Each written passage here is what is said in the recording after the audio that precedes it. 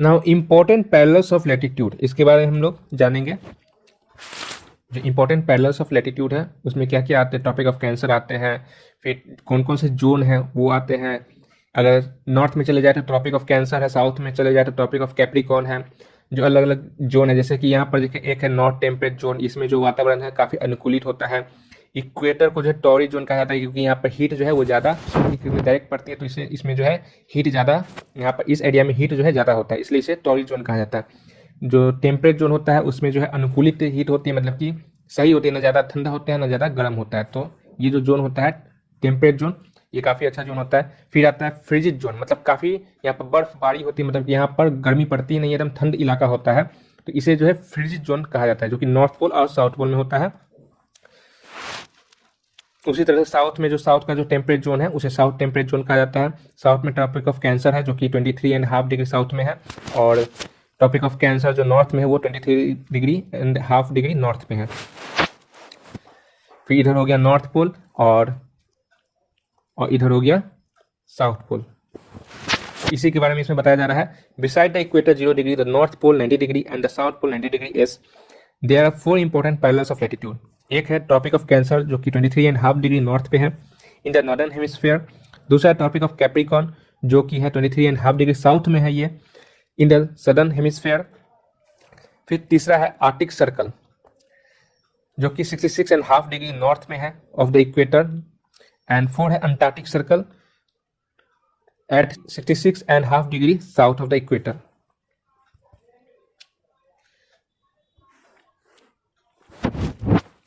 Now heat zones of the earth, यहाँ पर हम लोग जो है कौन कौन से हीट जोन्स है अर्थ पे, जहाँ पर गर्मी ज़्यादा पड़ती है, कहाँ पर ठंड ज़्यादा रहती है, कहाँ पर वातावरण अनुकूलित होता है, तो उसके बारे में जानेंगे।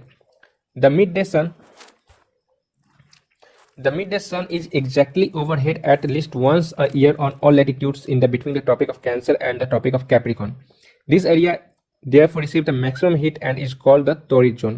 एक बार जो है पृथ्वी के बीच वाला हिस्सा जो इक्वेटर वाला हिस्सा होता है वहां पर जो है मिड डे सन जो है काफी तेज वहां प्रकाश होता है, जिस तरह से टॉर्च लाइट को बताया जा रहा है इस तरह से। और यहाँ पर जो है गर्मी जो है वो काफी ज्यादा पड़ती है।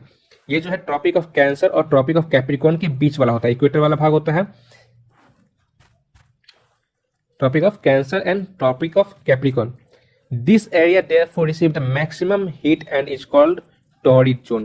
इसलिए इस जो एरिया होता है, ये जो एरिया होता है, ये जो मैक्सिमम हीट यहाँ पर रिसीव होता है, इसलिए इस एरिया में जो है मैक्सिमम हीट रिसीव होता है और इसलिए जो है इसे टॉरिड जोन कहा जाता है। यहाँ पर भी आप देख सकते हैं ऊपर में जो ग्लोब है, ऊपर में अगर ग्लोब में जाइएगा तो देखिए ये जो एरिया है, ये वाला एरिया जो कि ग्रीन कलर से शो हो रहा है, इसे जो है टॉरिड जोन कहा जाता है, क्योंकि इसमें जो है मैक्सिमम हीट रिसीव होता है जो कि इक्वेटर के पास होता है।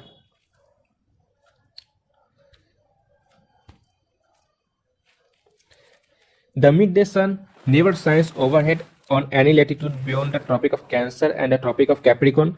The angle of the sun's rays goes on decreasing toward the poles. जैसे जैसे पोल्स के पास जाता है तो जो सन का एंगल होता है वो डिक्रीज किया जाता है।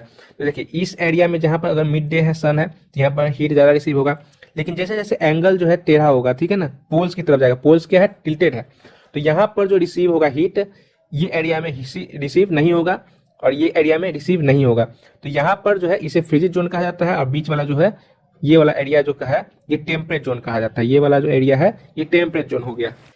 This area bounded by the Tropic of Cancer and the Arctic Circle. ये जो एरिया है वो जो बॉर्डर है Tropic of Cancer and Arctic Circle का, उसके बीच में ये लाई करता है। यहाँ पर आप देख सकते हैं ये है आर्टिक सर्कल और ये है ट्रॉपिक ऑफ कैंसर। इसके बीच का जो ये जो भाग है ये हो गया, हम आपको दूसरे कलर से शो करते हैं, ब्लू से करते हैं, नहीं ग्रीन से करते हैं इसे, ठीक है। तो ये जो एरिया हो गया ये हो गया टेम्परेट जोन। उसी तरह साउथ में ये भी जो एरिया हो गया ये भी हो गया टेम्परेट जोन। और जो फ्रिजिड जोन होता है इसे हम ब्लू से करते हैं, जो फ्रिजिड जोन हो गया ये वाला, ये नॉर्थ पोल के पास जो जोन होता है इसे फ्रिजिड जोन कहा जाता है, क्योंकि यहाँ पर जो हीट है वो बिल्कुल पड़ती ही नहीं है, तो यहाँ पर बर्फ जमा हुआ रहता है।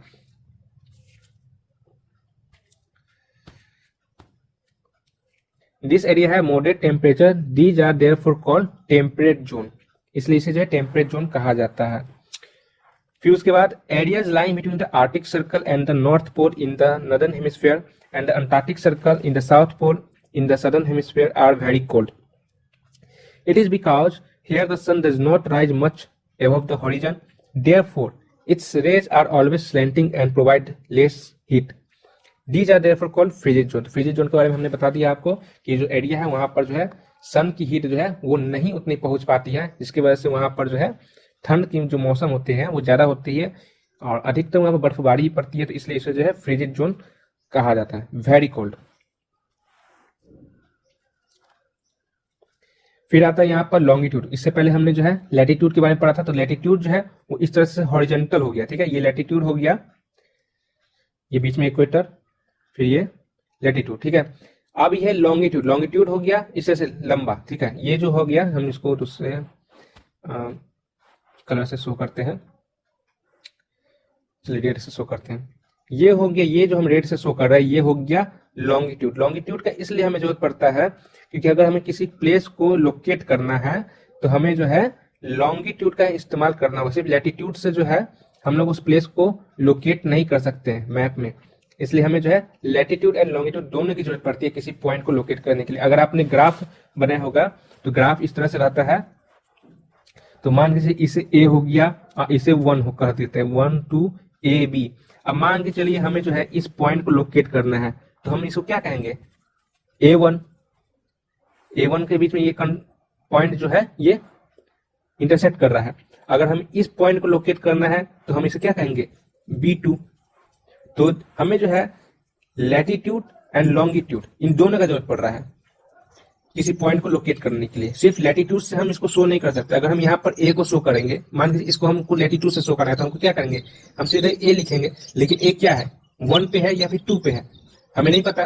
तो हमें जो है लैटिट्यूड तो हमने ए लिख दिया, लेकिन लॉन्गिट्यूड हमें जो है 1 लिखना पड़ेगा कि हमारा जो पॉइंट है वो A1 के बीच में इंटरसेक्ट कर रहा है। फिर अगर हमें जो है A2, यहाँ पर A2 लिखते हैं तो हमें पता चलेगा कि जो हमारा पॉइंट यहाँ पर A2 पे है, इसलिए हमें जो लैटिट्यूड एंड लॉन्गिट्यूड का दोनों का जरूरत पड़ता है। तो लॉन्गिट्यूड के बारे में जो है नेक्स्ट वीडियो में डिस्कस करेंगे, फिलहाल इस वीडियो के लिए